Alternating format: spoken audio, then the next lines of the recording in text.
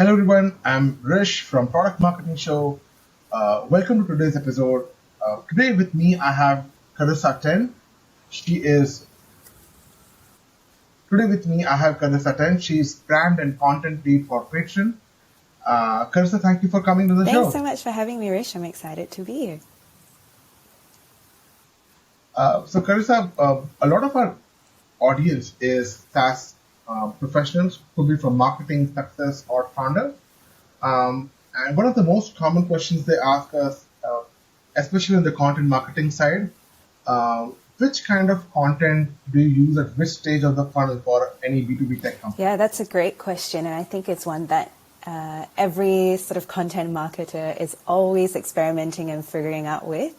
I would say for me, the top recommendations would be at the awareness stage of the funnel, it really should be about content that's solving a key pain point for your customer. So that's usually where you have content that's created based out of your audience research or your audience profiles or conversations that you're having with your target audience. And then moving down the funnel, you start having a bit more of the competitive content. So what makes you different from other choices in the market? And then moving towards the decision funnel, you start having a bit more content about your product as well, because people are sort of getting their teeth sunk into the fact that, okay, you've got their attention. They kind of know what makes you different from a competitor or other sort of choices in the market. And now they really want to make sure that they're going with the right decision and that they're recommending the right product to the rest of the business and rest of their team. So it's also about what your product can do for them, what it can do for their team. And a really important thing that sometimes is overlooked is the pricing information about your product. That's always something that helps people decide against whether or not they'll go with your software. So those are the key things that I would say.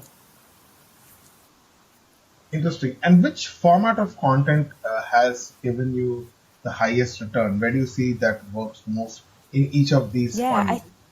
I mean, because there are tons of different format. People do videos, and there's blogs, and there's memes. It really depends on where your audience spends the most time on and how much sort of time in the day they have in their day-to-day schedule to invest in the type of content that you've created. So, for instance, blogs are always a very reliable thing for someone who's short on time. If you have an article that has the list of the top 5 things, someone can skim through that really easily. But I find that sometimes video content is very engaging because it just introduces a bit more of that human aspect into it. People like to feel that they're not just talking to a chatbot or they're not just talking to, fancy product video. People at the end of the day just want to find a connection with another human being. So I feel like video and blogs are always very reliable sources of output. Lovely. Now, coming to videos, especially for both middle and bottom of the funnel, I've been seeing a lot of tech companies using their customer videos, probably one of their interviews or maybe them speaking about them in an event. What are your thoughts? How do customer testimonials or customer case studies shape up your prospects' decision? Yeah, I think it's been really nice seeing a lot of videos come out of customer testimonials, that they're moving beyond just, text and words on a page with a photo and moving into more dynamic content with, just even you and I just chatting today as well. And I think it creates, again, that sort of believability aspect of your product, and it helps make your product, it helps make the product, let me just say that again. I'll start that answer again.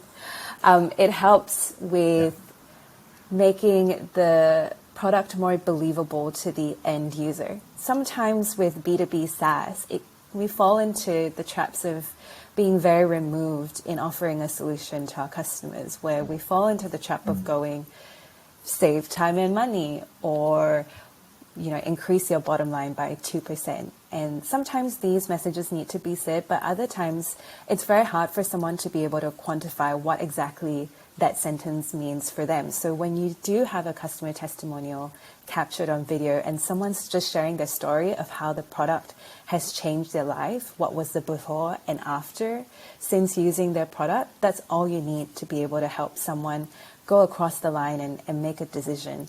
A good example that I like to always fall back on is if you're looking for somewhere to eat, or if you're looking for places to go or to travel with, a lot of the times people end up on review sites because we want to see, what has other people's experience been before you make a decision. And that translates through the B2B process as well. So that's why I feel it's so important to not only just have written testimonials, but video testimonials as well, to just show people that, there has been someone and there has been people that have used the product and they've benefited so greatly from that experience too. And it's just an excuse to celebrate your customers, really. So yeah. Interesting. A lot of people come to me that, hey, I have a testimonial, and what are the different kind of testimonials I can create? And I tell them that, hey, you can interview a customer who has switched from product A to your product, or you could interview a customer who could have been like a tier 1 level of your product and who just upgraded to tier 2 or tier 3, and maybe you can ask me to share his experience. And then tons of variances apart from just before and after kind of solution. Sometimes we even interview customers who were kind of skeptic, who had lots of questions when they were trying to convert, when they were in the conversion stage, and their experience really helps your prospects who might have the same questions or the same objections. But I love the new theme of. Yeah, exactly. And I do too. I love it. And I think if it's here to stay, it's a great thing for all of us. And it's become so much more accessible, where you don't need, a big video team to do fancy videography work. It's become something that you can just do in a very candid form, shot on your iPhone. And the iPhone camera has it's been developed and it's got amazing quality now. So you can definitely shoot even like any sort of content on there. Perfect. In terms of your tech stack for content marketing in your role, what are the most common tools you use all the time? That's a very interesting question.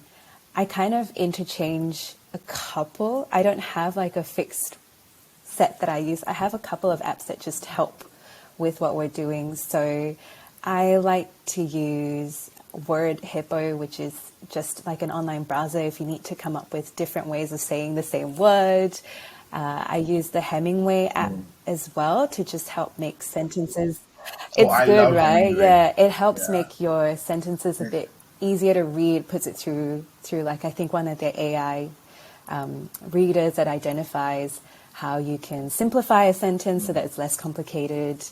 And what else? I also use Grammarly is very understated, but I really appreciate using Grammarly as an add-on as well.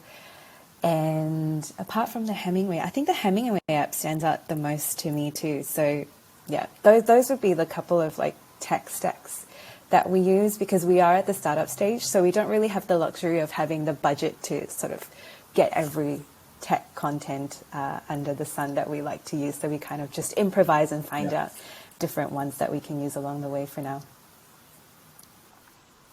Interesting.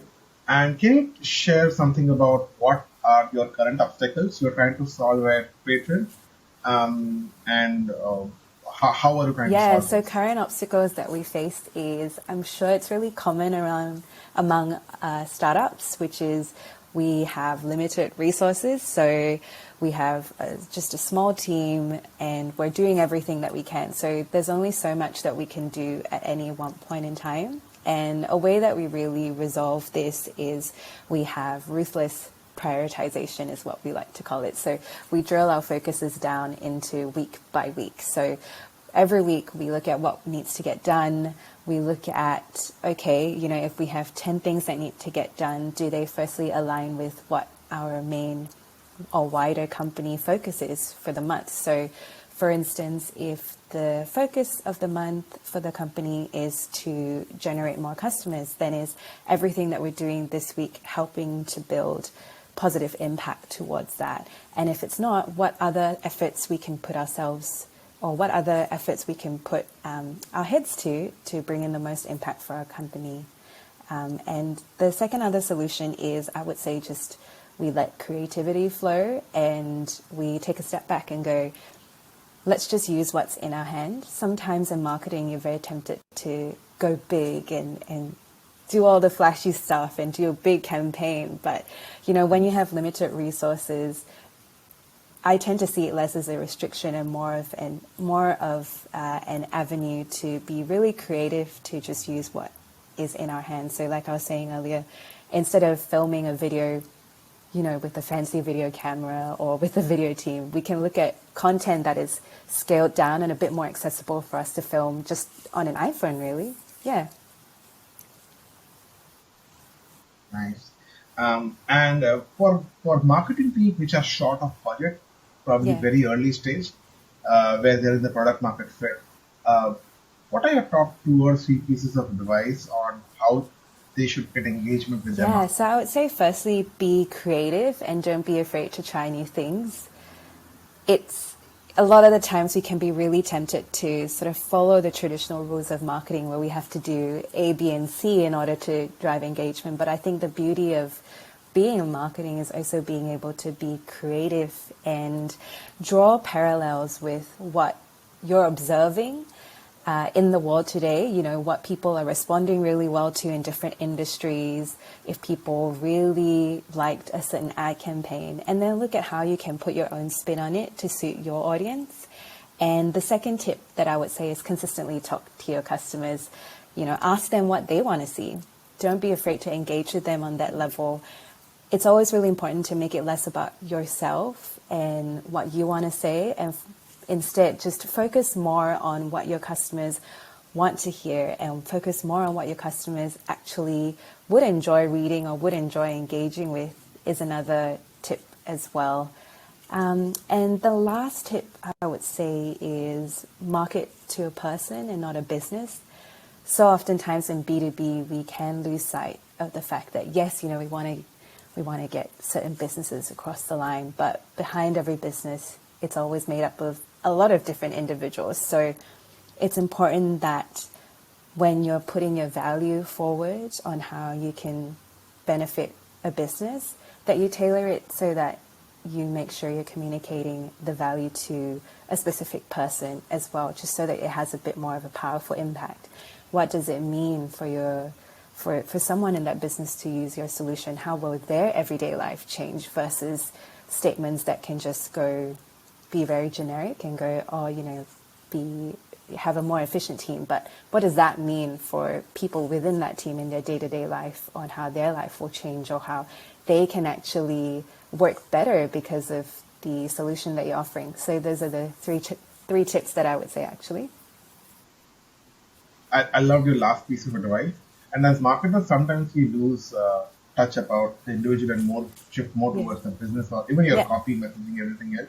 I mean, that's why I hear all the time that B2C marketers are always 10 steps ahead than B2B marketers because they get the pulse of the consumer. But I guess B2B marketers are... Yeah, and I would say, kudos to all B2B marketers out there. We do have a harder task where, sometimes we wish we were just selling to consumers, but, see it as an avenue to stretch your creativity. And there's so much learnings along the way that will help make you a better marketer. And I truly believe it's all about experimenting. It's about testing. It's about trying out different ideas and just finding something that eventually will stick for your audience and running with it. That's great. That's great, Carissa. Thank you so much for taking our time for this. No worries. Thank you so much for having me. I had such a good time. Bye. Bye.